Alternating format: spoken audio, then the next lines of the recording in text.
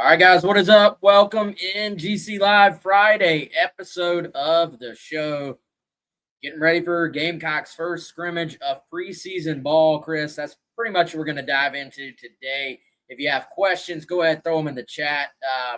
Because I don't think we have a ton, just to be completely honest and transparent with you guys, planned. We're just going to see where this show goes and see where it takes us as, I'm hopeful beginning of next week we'll have some new information to kind of chew on with you guys coming out of that scrimmage when really I think you start to see some separation most of the time, and that's when playing time is earned, is if you can go do it in the scrimmages. But first, let me tell everybody about our presenting sponsor. It's our guy, Clint Hammond, CMG Home Loans, ClintHammond.com, 803-422-6797, NMLS number 71597. If you're in the market to buy a home, if you're currently not in the market to buy a home, but that is something you may be looking to do in the future, if you're in either of those categories, hit up our guy, Clint. If you just want to complain about Gamecocks athletics, get pumped about Gamecocks athletics, have any thoughts on Gamecock athletics, you can also hit Clint up for that. I'm giving you permission. 803-422-6797. Chris, he'll have some opinions for everybody as well. I think Clint, big-time Gamecock. And also, we appreciate Clint being a huge supporter here on the show. And another new supporter of the show, Chris, that is also a supporter of On 3 at the national level is our friends at Poly Market and the Poly Market app. And you're going to tell everybody about them right now. Can South Carolina win the college football playoff this season? Well, traders on the Poly Market app have South Carolina at 1%, the same is Miami of Ohio. I don't know about all that. Gamecock Central and On 3 have partnered with Poly Market. And like I said, traders are pricing South Carolina at 1% to win the Natty. So if I were to take a $100 position on South Carolina right now, here would be my payout. Poly Market gives you a $20 bonus for a $10 deposit upon sign up when you download the Poly Market app with our link with the custom code ON3. That's ON and the number 3. To download the Poly Market app, use the link in the show description below. And that unlocks your $20 bonus when you deposit $10 so you can start taking positions yourself on the Poly Market app. Also, check out the Poly Market app live chat feature. 18 plus only. Restrictions and eligibility requirements apply. Not available in all jurisdictions. Trading is risky. 100% loss can occur. See polymarket.com/TOS for more information. The Poly Market US app serves as an independent software provider, an affiliate of Poly Market US and Poly Market Clearing, the CFTC regulated exchange and clearing organization. All right. Like I said, want to welcome Poly Market to the On 3 team. Chris, we need to speed up the disclaimer like they do on the radio where it's just like, you know what I'm talking about? Anyway, shout out to those guys for being on board. Let's dive into football, dude, because the countdown is on. We learned today 22 days away because Tyler on our morning show keeps us on board. I don't wake up and be like, man, how many days is it? As much as I am excited. But Tyler tells us 22 days till kickoff. Starting to get the fever, Chris. It's starting to hit me. I don't remember if I mentioned this earlier this week. Y'all hang with me if I did, but driving in the car, threw on some Josh Pate, and I was listening to like some breakdowns about the rest of the college football world, the top 10, the top 15. Listen, by the way, we may get into this. His SEC quarterback rankings. Kind of interesting. Let's put that on the back burner, but we may dive into that, man. But 3 weeks away from Gamecock football as of tomorrow, as of Saturday, and 2 weeks away from week 0, which I've said I do not celebrate, but still, it is football. So for a lot of you, 2 weeks away, high school football getting kicked off soon too. It is not in the air weather-wise yet, I can say, in the capital city here in Columbia. But in my heart, I can taste it. Are you there yet? I am. And you know what? I'm with you on the count. The only reason that I know is some days when I wake up, when I start thinking about Gamecock football and Gamecock Central and everything we got going on, the radio show, the podcast, I'm like, today's 22 days. A lot of days I'm like, I can't really remember like like on Monday, I'll be like, I don't know how many, I'm bad at math. What day is it? But like tomorrow, Saturday, will be not only the first preseason scrimmage for South Carolina, it'll be 21 days. So you got that 3-week mark. That's going to be like, that is, and then when it gets to 2 weeks, I'm going to be like, all right, here we go. So it's building the anticipation. Absolutely ready for it, man. Well, and when you get to 2 weeks, then 1 week, you have this convergence of it's a game week, so you're doing game week preview stuff, but you're also doing your final season preview stuff too. So it's like this just everything coming together at once, and there's content flying everywhere, and it's good stuff. We're not talking about South Carolina, Miami, which we would have been doing in another life. Instead, we're talking about South Carolina, Kent State, a game that the Gamecocks will be in are heavily in position to win, you would say. And, I think does change the dynamic a little bit in terms of the outside discussion about South Carolina football going into this year. Chris, however, what it does not change is the importance of this scrimmage on Saturday. That is when you start to, I think, see potentially separation. And I want to dive into a couple of spots that we won't be able to see, but we will be looking to hear reactions from on these particular spots. And for me, not exciting. I want to hear what's going on with kicker, man. Like, do we start to hear some separation? Do we start to find out? And even trying to dive into this, I've heard a little bit of, hey, Max Kelly, he looks the part. I've heard a little bit of, hey, Upton Belafont has actually had a pretty consistent start to camp. You can't count out Malik Orson. So at least the information we're getting, the intel, I have not heard about a ton of separation yet. And even if we did, does it really matter at this point? I know they chart everything. To me, it doesn't. It's not going to matter until you start making kicks in the stadium first tomorrow with a scrimmage, and then when there's 80,000 people packed in. Yeah, it's a great point because a couple of the guys that you mentioned in Kelly and Orson haven't kicked a field goal in a game situation, right? Kelly's been out there on the field, kickoff guy. Think he's got an extra point or two to his credit. Orson redshirted last year. And so Belafont's the only guy who's actually kicked in a game. And so, I think every special teams coach says this, like, you chart everything the best you can. You make the best decision you can if you have a kicker battle going into the season.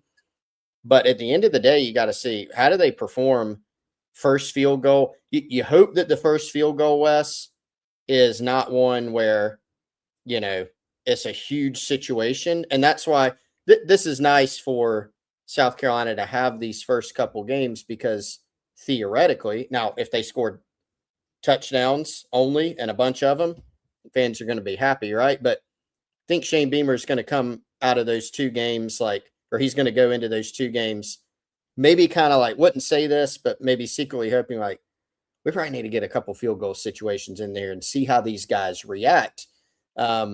Would be much different if you were, as you said earlier, play in Miami, high pressure situation. So now the scrimmage nonetheless is still important because it's different. That's going to be a different setting, a little bit more pressure packed than, hey, you're going out there the first period of practice and you're kicking in front of Wes and Chris and all the media guys. And that's about it, right? Not going to be anybody in that stadium for the scrimmage other than certain special people and, the football team and all the staffers associated. But it is a much more intense, this is a scrimmage, we're trying to simulate a game. So it's going to give them some ideas these next couple weeks in these scrimmage situations about who's making the kicks, who's not, how close is it. But then again, dude, you could have somebody who makes almost every kick in preseason, and when you get to the game, you might be getting something totally different. So it's a hugely important position battle that's going on right now. And I think, hey, maybe we get a little bit of a hint, if not an answer, going into Kent State about who it's going to be, who's going to be the first guy to trot out there. But as far as like how it actually goes or if it changes, throughout the year? We're just going to have to wait and see. So that's one of the kind of question marks and storylines to track early and then even maybe into the season. I feel like, Chris, I may have made this exact comment last year, but I think it rings true again. Whoever it is, game one, and whatever the moment in game one that it is, how important is it that that first one just goes through the hoop, so to speak? You know what I'm saying? Like, how important is it to go out there and just not feel that pressure of, oh, I'm 0 for 1. Like, I just feel like seeing it go through, regardless of which guy it is, will be massive for that position moving forward because obviously, I mean, I wouldn't think there's going to be, other than like the pressure of the moment and the fact that it's the first game and 80,000 people, you wouldn't imagine there's going to be a game pressure kick in game one. So you want to go ahead and go out there and before that pressure comes on, knock that thing through and get everybody just having positive vibes, especially at a position like kicker, which is, you know, it's a little bit like pitchers in baseball. I feel like y'all are a weird bunch. So you need to see the ball go through the hoop. I'm trying to think, man. So I think you still got, obviously, Beamer would say every position up for grabs, but us media people would say there are certain positions that feel maybe more up for grabs than others. By the way, Coleman asked, when do roster splits come out for scrimmage? Not a spring game, Coleman. So there will be, I would dare say, probably zero actual official information coming out of this. And typically, you're going to see what they would call good on good. Like, this will be a lot of, I'd imagine, if it's like we've seen in the past, ones versus ones, twos versus twos. Maybe you flip that and switch it up a little bit along the way. But for the most part, you're definitely not going to split them up into two teams. The two teams will be offense and defense, and then you'll get some special teams work as well. Nickelback battle appears to still be going on. I'm curious to see, Chris, what do we hear about wide receiver, both in terms of adding it together with the intel we already have, and if we hear any little, you know, this guy caught 6 passes and a touchdown, this guy had a big play, because I think the more we hear, the less comfortable I am projecting that position. I've heard enough the last week or so. If you thought, which I'll be honest, I thought, hey, Jaden Sellers will be the starter in the slot. I've heard enough that leads me to believe Chris Mazio Bennett ain't going away. Like, he is just not going away. So those two fighting for snaps. If you looked out there and looked online and said, man, I've heard Nitro Tuggle, I've heard DJ Black all off season. Donovan Murph, not going away. But both of those guys, in my opinion, based on what I've heard, still highly in the mix for being the first teamer at their particular positions at the receiver spot. So how do you separate if you're those guys? You go out, you make plays in the scrimmage. And even, Chris, did you catch Tyler Head in WG's interview with Shane Beamer? Did you listen to it? Yeah. Alex Cyrus mentioned as well. Yeah. We have not talked much Lex Cyrus this offseason because there's so much buzz at that position with some other guys. So what does that little nugget mean as this thing starts to hopefully separate some over the next 2 Saturdays? Well, so I kind of was jotting mental notes of how you were breaking things down there. So you didn't mention Nick Carver because we all know Nick Carver's a starter. And aside from that, you mentioned 5 other guys. And generally, when you think about, okay, who's going to play this year at receiver? And by play, I don't mean, hey, this guy got some snaps in this game. He got some snaps in this game. I mean, play like legitimate snaps. Talking to Mike Furry at Media Day, and Furry, great guy, gives some great insight. Also has some of the like head coach still in him as well. Kind of like Stan Drayton, who's also been a head coach, where he's going to keep things a little bit more even keel. Furry said, hey, we want to be able to go out there and roll our guys, and so I bring that up for a couple reasons. Like you think about Kendall Browse, you made this point.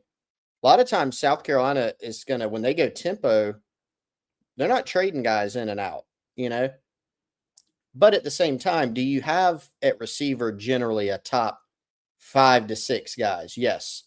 You want to have 3, 4 that are kind of the best guys that are going to be taking most of the snaps. So I think they're like kind of working around it, talking through it. Like you mentioned, 6 guys.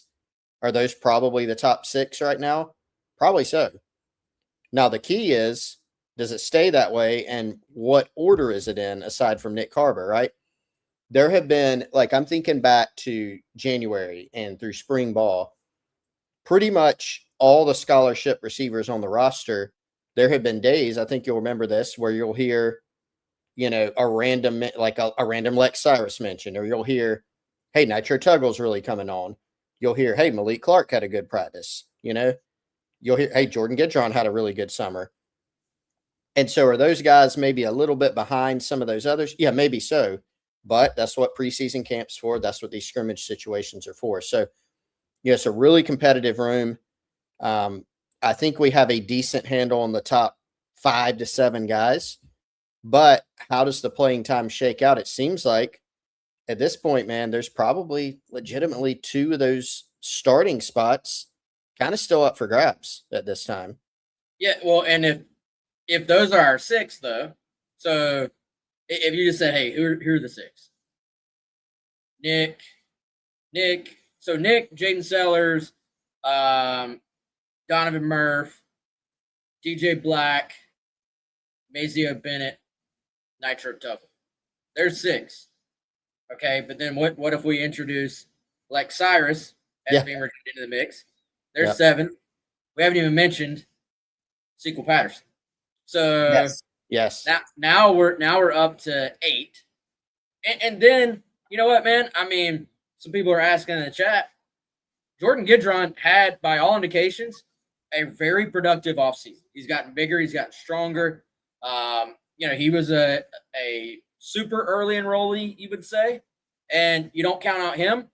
And other than Nick Harbor, Malik Clark may be the best athlete among all of them. Just pure, his measurables of that Under Armour camp a couple of years ago were insane. So I think our boy Furry is going to have it's a good problem to have, but it's a lot of guys to sort through there, man, which I think is going to be is that a storyline throughout the year? Is it these 3? Is it like these 3 and then these 3 like take these spots and it's just that's that?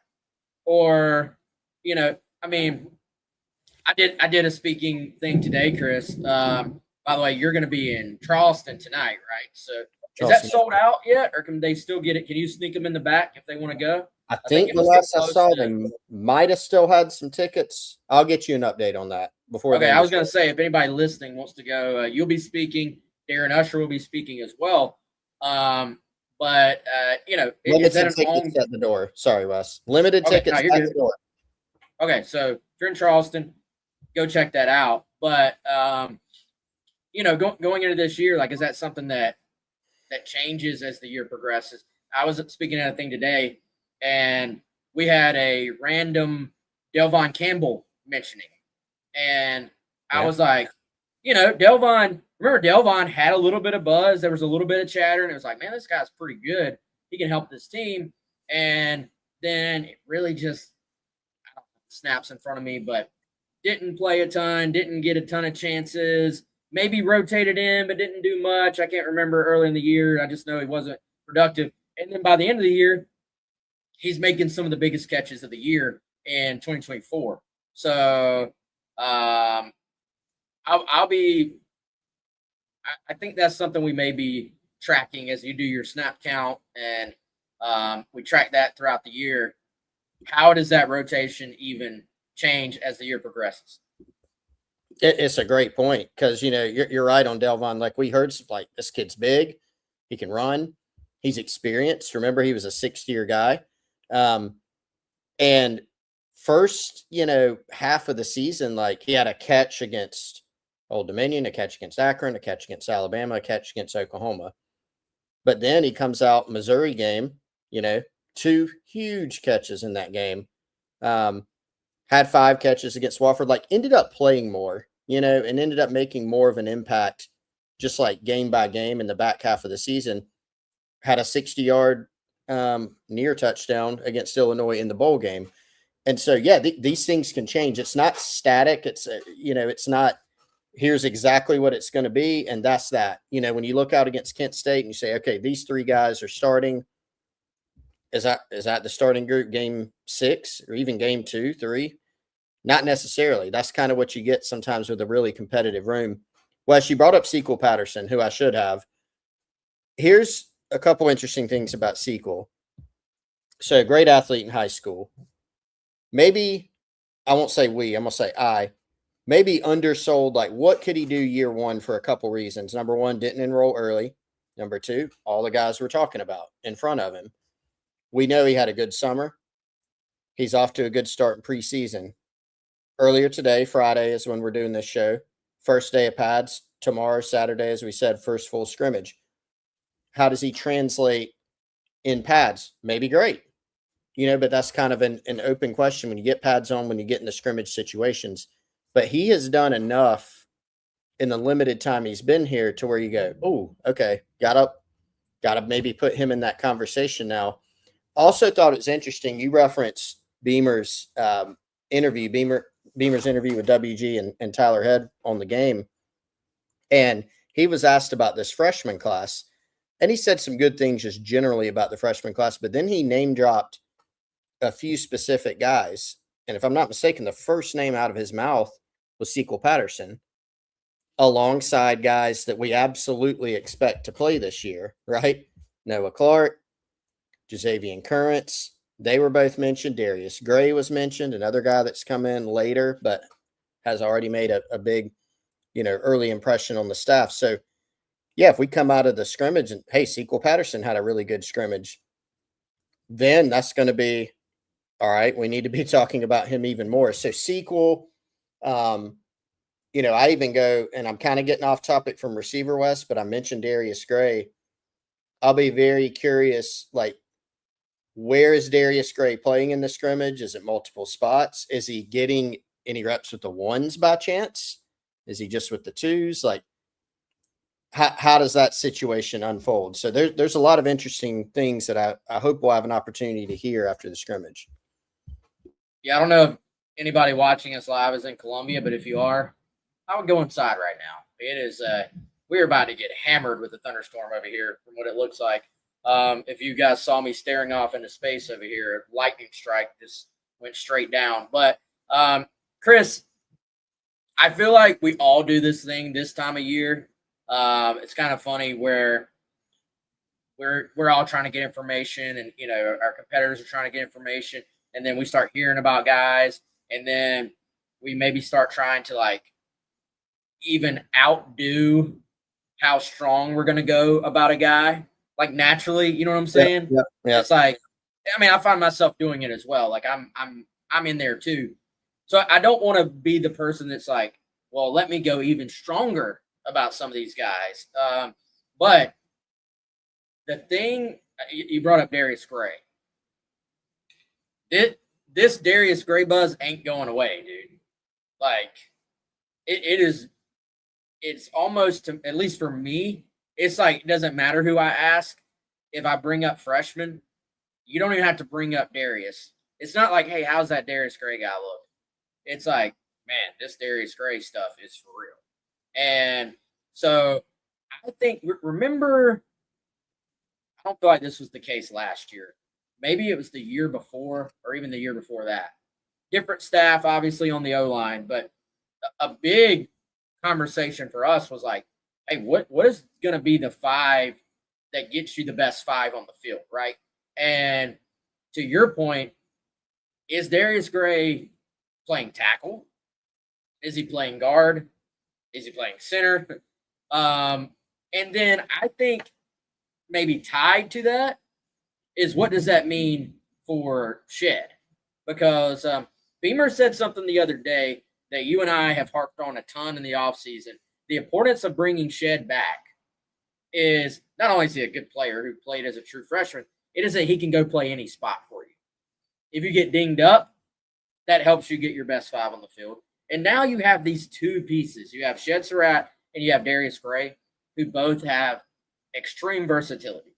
So, in my opinion, if let's say Peak is back, Peak is healthy, Peak is that guy. He's the dude. He's your left tackle.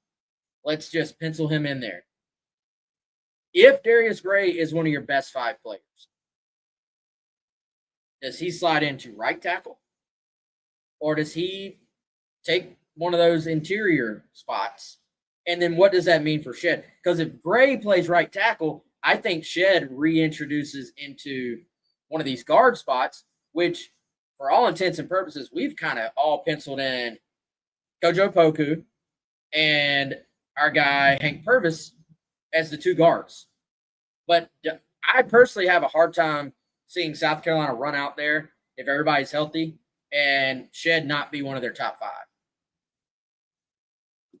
The question is Darius Gray one of the best 5? And I think so. There's no question that from just like a raw talent and like it factor, he's one of the best 5. Is he ready enough to get in there early? We don't know. And again, I'll go back to something we've talked about plenty. We were talking about it with kickers. You got the first 2 games, where you can, it's not a test run. It's not practice. It's a game, but it's not Miami. It's not Mississippi State. It's not Clemson. It's not the SEC schedule.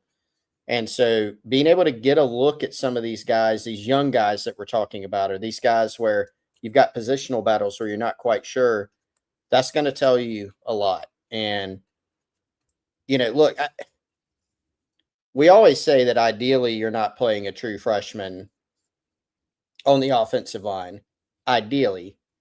But some guys can be outliers. And I think like Darius Gray is a potential outlier in that, like, you don't want to play a freshman because, well, it's this freshman or a walk-on because we're so injured or we've had recruiting misses or whatever it is. If he's the best guy, gives you the best chance, then you play him. At the end of the day, I brought up the other day, I think on the radio, Wes, the University of Georgia is probably starting a true freshman this year. They're pretty good. They typically have a really good offensive line, and they're going to play Zyke Helton, who is not as highly rated as Darius Gray. Obviously a really good player if he's in the conversation to start at Georgia as a freshman. Georgia started, Andrew Thomas at tackle as a true freshman. I don't remember their situation at the time. Maybe they were a little banged up. Maybe they kind of swallowed hard and did it. But he was a really good player, ended up being an high NFL draft pick, was a great player there. So it can be done. You don't want to rely on it out of necessity. But at the end of the day, if he's the best, I don't think they'll hesitate to play him. And, man, I know Randy Clements had some pretty eye-opening comments to you about Darius Gray. Just kind of perusing some of the other stuff online from Media Day recently with Clements and Gray. He had some different eye-opening comments. Like he kind of, and it just catches your attention when coaches talk about guys like that, particularly if they're not big, like smoke blowers, Yeah, I saw the same. I had the same thought. It was like he went out of his way to say something different, but equally amazing about Gray. I think it was the State, maybe I saw. But yeah, man, it's a different world now too, dude. Like if a guy, you have 5 years to play, but at the same time, nobody's worried about redshirting anyone anymore. So if a guy's ready, there used to. I think this went away a little bit anyway, but there used to always be that like, well, do you want to go over 4 games? He's on, maybe we can just get by with just playing this guy for 4 games. You don't have to worry about that factor at all. And dude, kids want to play. They want to play. They're being paid to play, frankly. So get them ready and go play. I think that's where most people are at. And Darius, man, this dude is built different. You know what I'm saying? So he's going to pick things up, I would dare say, a good bit quicker than most based on everything we've heard just about his his approach to the game, his just maturity, the way he carries himself, all these different things, man. So that would be something. I don't know if we'll get that intel, but I certainly am going to try to get the intel. Who are the first 5 to roll out there on the O-line tomorrow, and who are the next 5? Will be very fascinating to find out if we can find it out. You know what else is fascinating, Wes? What's that? The potential of a newer used vehicle from Ferry Chevrolet, ferrychevrolet.com, Fairey, Chevrolet.com, 803-937-4531. That's where you can go to learn more about. You can check out their website, by the way, ferrychevrolet.com. You can go there and learn more about their financing options, check out their new and used inventory. They've been around since 1926, still led by a 4th-generation dealer in Joseph Ferry, conveniently located in Orangeburg. So obviously if you're around Orangeburg, but even if you're in Columbia and Charleston, pretty easy drive and well worth the trip. But you can check them out online first and just shop around. See if you find something you like that you can answer, get your questions answered directly from the website, ferrychevrolet.com. Just like Clint with mortgages, maybe you're not in the market right now, but in the event that you are, make sure Ferry Chevrolet is your first call. That's ferrychevrolet.com. All right, Chris, let's welcome back, man. One of our sponsors from last season. It's our friends at Brunt Workwear. And, dude, go ahead. Pop them up. There it is. What a boot. So you may notice, like, man, those look a little different than last season. Well, they've been used. They still look great, and I need to polish them up a little bit at the bottom. But I was just showing you these, and you're like, man, you've been putting them to use. Great for you can wear them. Just if you got something like nice and you don't want to wear like loafers or something, like you can put on the Brunt Workwear boots because they look great, but they're also great for working outdoors. Don't have to worry about it. You know, you're in all sorts of junk when you're outside pulling weeds in the woods, wherever. They're amazing. Super well made. Yeah, no doubt, man. Go ahead, head on over right now, bruntworkwear.com/GC. And 2 reasons. $10 off your purchase from Brunt with that code. So you can either type it in or just when you check out, put in GC. And also they have a sweepstakes going on right now, dude. The Brunt Pot of Gold sweepstakes. Your chance to win $50,000, no purchase necessary. That does end on September 18th. Official rules apply. But, man, just want to welcome back our awesome friends at Brunt. And what a super well-made boot. And whether you are, it can be a work boot for you if you have a job where you are outside and you need a comfortable but tough boot. Or if you're working in the yard like Chris at the house there. The first thing I said to Chris when he pulled it up before the show, I was like, dude, you've been wearing those things. And so firsthand experience there from Chris Clark. And shout out again to our friends at Brunt. Head on over there, bruntworkwear.com/GC. And before we move back on to some football, Chris, shouldn't we tell everybody about Rytech? Yep. Let's tell everybody. Let's give the people one more great option for all the things that they may need. And so if you're in the Midlands, you need a reliable, locally owned electric company. Check out Rytech Electric, the proud sponsor of Gamecock Central. Based out of Lexington, they service the entire Midlands, Columbia, Lexington, all around the Midlands. Over 400 Google reviews, averaging 4.9 stars. Help you with flickering lights, dead outlets, tripping breakers, panel upgrades, whatever it may be. And here's something different about Rytech. Every electrician on their team is a direct employee of Rytech. No subcontractors. They're not going to quote you a job and then send out another crew that you have no clue who they work for when they come to your home or business. They can do residential. They can do commercial. Tell you the price before they touch a single wire. Every repair is backed with a 1-year parts and labor guarantee. Give them a call, 803-303-8274. A real person's going to pick up and help you. That is Rytech Electric. All right, let's move along. And I teased this a little bit earlier, Chris, and I know you got to get out of here fairly soon because you got to drive to Charleston to see some great Gamecocks down there. But, Chris, the Josh Pate list of SEC quarterbacks.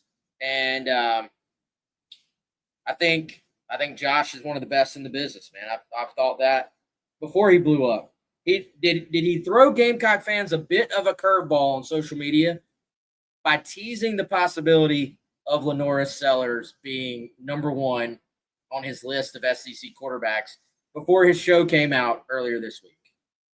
He did. I believe he is guilty of that. He did. Guilty as charged. He is guilty. He put out the list. Lenoris Sellers is not number one. Who is number one? Trinidad Chambliss. I actually have to say, I'm not making an argument there. Chris, are you arguing against that? Dude, there's so many Chambliss- good quarterbacks. Yeah, I mean, you can make a case for so many guys, and it is not crazy to have him there. No, Chambliss to me, based on both upside and what they've done so far, I have no qualms with that. No issues with him being one. And I will say this too. I don't know if people are talking enough about all the coaching changes at Ole Miss and the effect it could have on this roster, including Chambliss.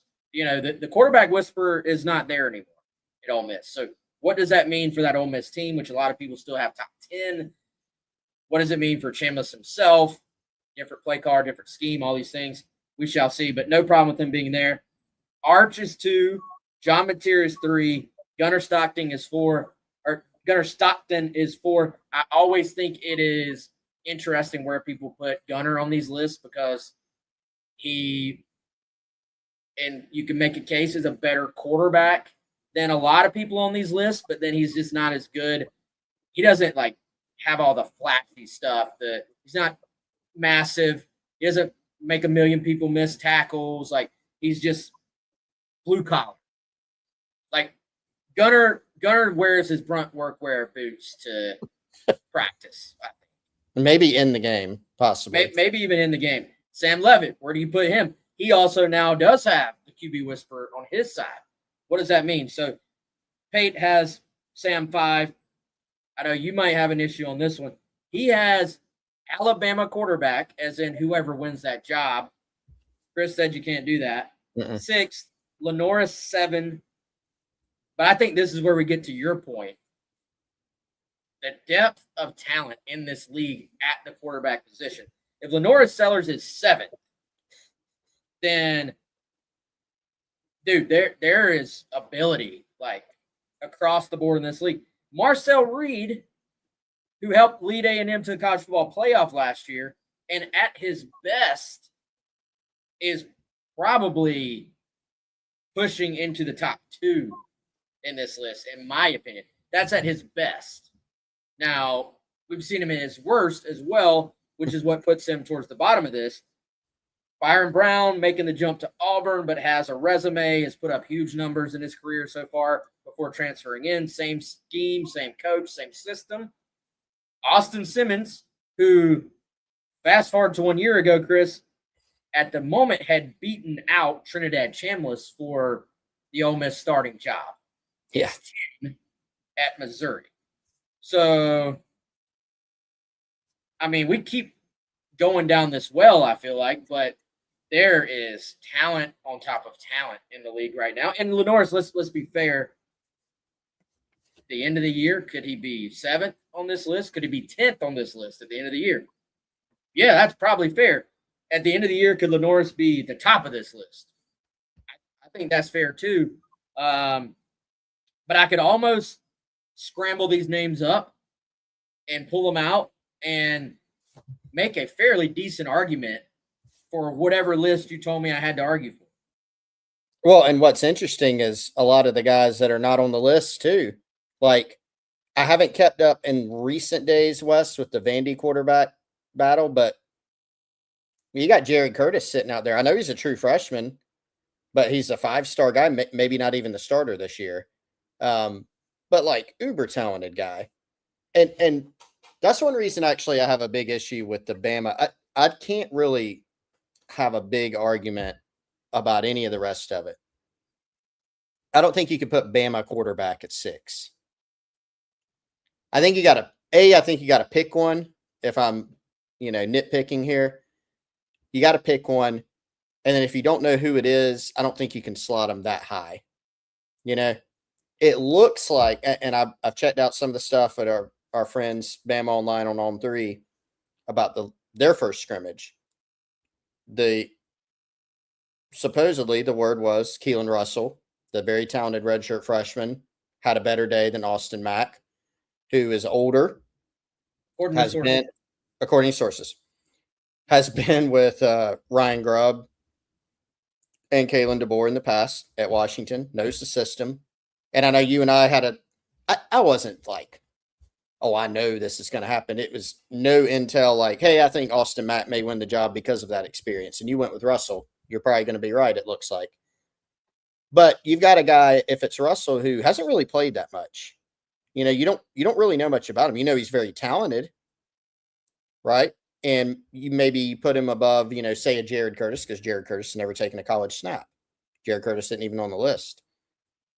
But that to me was a little bit like, even if you picked Keelan Russell, I think the Bama quarterback is going to be Keelan Russell, and he's at number 6. Little rich for me. Little high. Now maybe he's there by then. Maybe he's higher by the end of the year.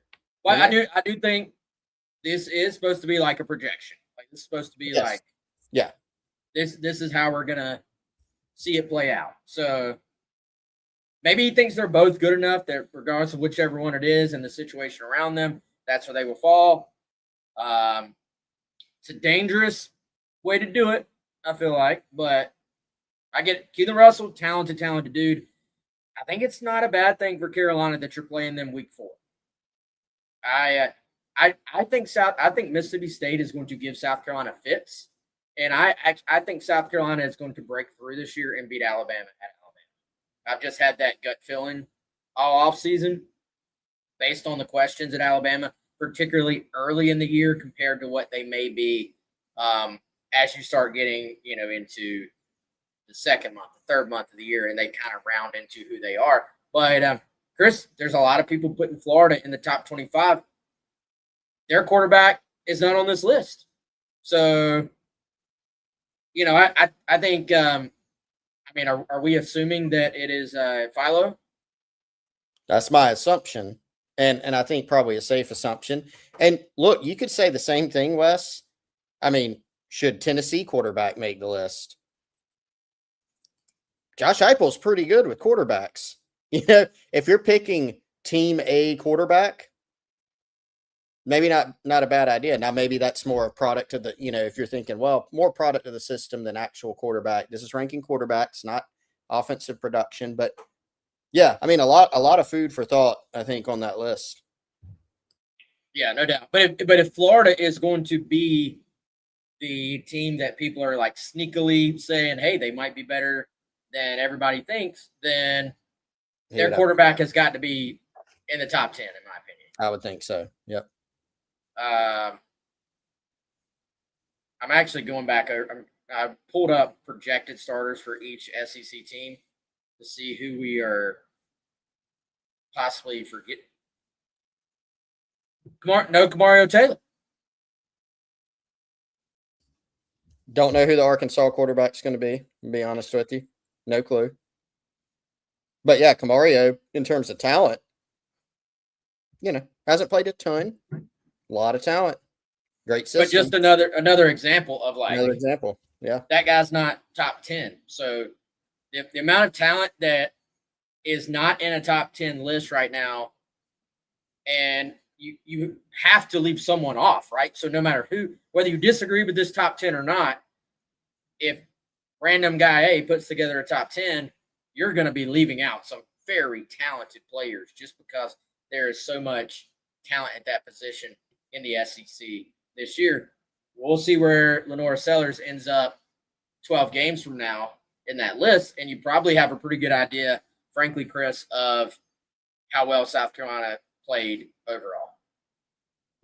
Yeah, to win to the extent that really all these teams want to win, or most of them. I don't think Arkansas, who I mentioned earlier, not to pick on them, I don't think they have playoff aspirations, but the teams that you feel like have an opportunity at least to be good, you need really good quarterback play, elite quarterback play, I think.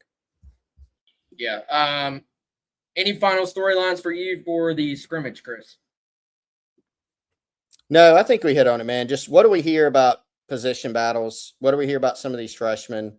I'm with you. Offensive line, like what's that group look like? First and second group, if we can get that. Who made plays? All that. Yeah. All right. Hey, we're going to call it a bit short here, call it an end of the show. Like I said, Chris got to get on the road. And I don't want to stretch if we're just going to repeat ourselves either. So next week, I do think we will have fresh intel to dive into, and we will do that. And then very soon we'll be on a game week, man. At some point, we will do, I hope, our kind of mega show where we give final predictions on the season itself as well, and record, leading rusher, leading receiver, all those things. So be on the lookout for that at some point in the next few weeks. All right, Chris, be safe on the road, man. Everybody else, be safe out there with this weather in Columbia. He is Chris Clark. I am Wes Mitchell. We appreciate you all. If you're not a subscriber on Gamecock Central, come on over. Limited time, but extended, 75% off. You don't need a code. You don't need a link. Just go to GamecockCentral.com. Sign up today. You'll get your first year for just $30. That's $2.49 per month billed for the year. All right, y'all. I hope you have a great weekend, and we'll see you early.